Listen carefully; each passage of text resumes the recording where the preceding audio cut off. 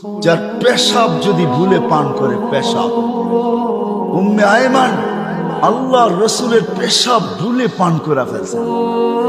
আল্লাহর রসুল বুখারীতে আছে, আল্লাহর রসুল পেশাব করছেন রাত্রে কোনো পাত্রে। উম্মে আয়মান পিপাসিত ঘুমের থেকে উঠছেন রাত্রে, পিপাসায় উঠায় ফেলছে, দেখছে সামনে পেলা আছে। আল্লাহর রসুলের ক্রীতদাসী ছিল উম্মে আয়মান। পেলা সামনে রাখা, হাত দিয়া দেখে পানির মতো তরল, নাক নিয়া দেখে সুঘ্রাণ। মন মানতে ছিল না, পান করা পিপাসা মেটায় নিছে। সকালবেলায় আল্লাহ রসুল যখন ঘুমের থেকে উঠছেন তো বলছে, উম্মে আয়মান পাত্রে কিছু জিনিস আছে, বাহিরে নিক্ষেপ করো। তো বলে, ইয়া রাসূল আল্লাহ, ওটা রাত্রেই করে দিছি। তো বলছে, করছিস তো করছিস কোথায়, কোথায় করছিস?